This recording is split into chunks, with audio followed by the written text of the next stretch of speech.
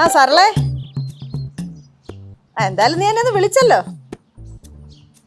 ഞാൻ 2 ദിവസത്തേക്കകം എന്തായാലും പടവലത്തോട്ട് വരും. ആ എന്തിയേ വിദ്യാധരനൊക്കെ എന്തിയേ? പറമ്പിൽ പോയോ? ആണോ? ആരുടെ വസ്തുവാ പാട്ടത്തിനെടുത്തേ? ഓ ഓ ഓ ഓ മെമ്പർ ഗോപാലേട്ടൻ്റെ അല്ലയോ?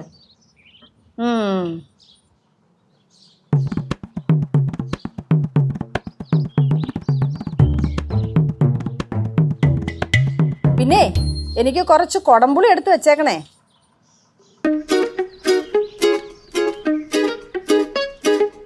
ആ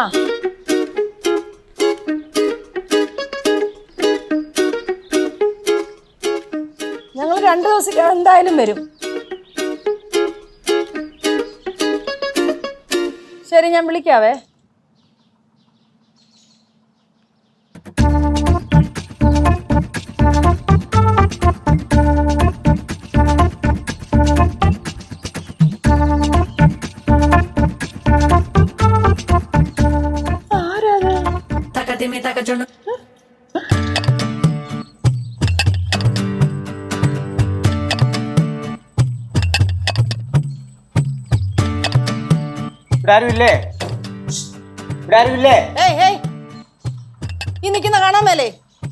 ഈ നിൽക്കുന്നത് കാണാൻ മേലേ? ഞാൻ ഇവിടെ നിൽക്കുന്നത് കാണാൻ മേലേ? നിങ്ങൾ ആണുങ്ങൾ ആരെങ്കിലും ഉണ്ടോ?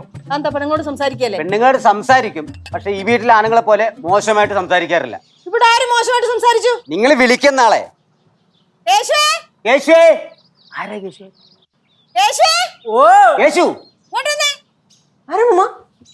ഇയാള് ഏണ്ടൊക്കെ പറയുന്നു.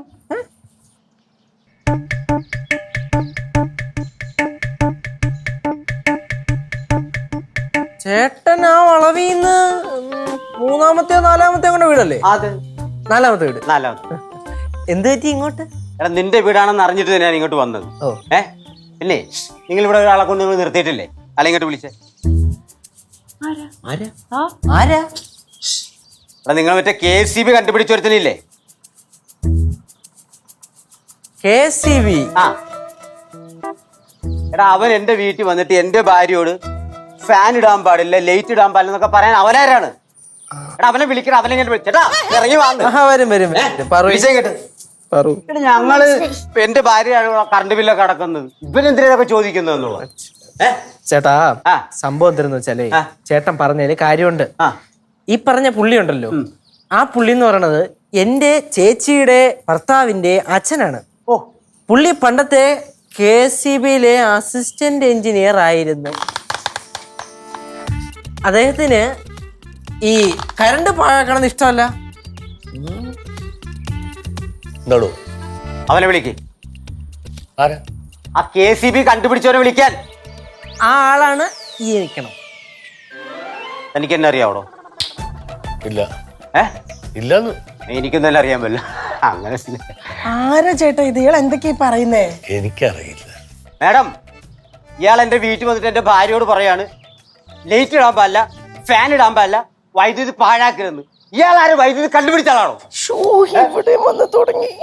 എന്നാ ഉങ്ക പ്രശ്ന? കന്നഡയിലും ഉണ്ടോ വൈദ്യുതി ബില്ലും കാര്യങ്ങളൊക്കെ? കന്നഡയും കിന്നടയും എല്ലാം ഇല്ല, തമിഴ് താ. തമിഴ് താനാ? ആ എന്നെ കണ്ടാൽ ഒരു തമിഴ് മാതിരി ഉണ്ട്. എന്നാ ഉങ്ക പ്രശ്ന സൊല്ലുങ്ങളാ. ഞാൻ പറഞ്ഞില്ലേ മാഡം, ഇയാൾ എന്റെ ഭാര്യയെ പേടിപ്പിച്ചു. എന്തൊക്കെയാ എന്റെ ചേട്ടാ? ഫാൻ ഇടാൻ പാടില്ല, ലൈറ്റ് ഇടാൻ പാടില്ല. ഞാനും എന്റെ ഭാര്യ വല്ലേ വൈദ്യുതിയുടെ ബില്ലടക്കുന്നത്. പിന്നെ താനെന്തിനാണോ അങ്ങനെ പറഞ്ഞത്? ജീവിക്കാൻ സമ്മതിക്കില്ല സാധാരണക്കാര്. എന്തോന്ന് ചേട്ടാ ഇത്? നിനക്കറിയാലോ സീതേ, വൈദ്യുതി ആര് പാഴാക്കിയാലും ഞാൻ ചോദ്യം ചെയ്യും. ഇപ്പൊ ചോദ്യം ചെയ്യാൻ ആള് വന്നില്ലേ വീട്ടില്? മാഡം, ആരുമില്ലാത്ത സമയത്ത് വൈദ്യുതിയുടെ പേരും പറഞ്ഞു സുന്ദരിയായ എന്റെ ഭാര്യയെ ഇദ്ദേഹം പേടിപ്പിക്കാൻ ശ്രമിച്ചു. മാഡം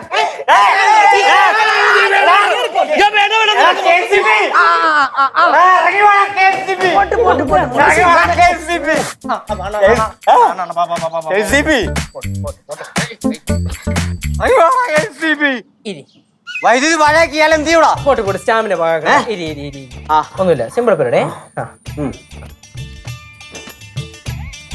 കുട്ടിപ്പാട്ടുകാരെ തേടി ടോപ്പ് സിംഗർ ഓഡിഷൻ UAE 8-നും 15-നും ഇടയിൽ പ്രായമുള്ള കുട്ടികൾക്ക് ഓഡിഷനിൽ പങ്കെടുക്കാം. ഓഡിഷനിൽ അസാമാന്യ പ്രകടനം കാഴ്ചവെക്കുന്നവർക്ക് ടോപ്പ് സിംഗർ ഗ്രാൻഡ് ഫിനാലയിൽ പങ്കെടുക്കാൻ അവസരം. പ്രവേശനം സൗജന്യം. രജിസ്റ്റർ ചെയ്യാൻ ഉടൻ വിളിക്കൂ +971 5263 10876.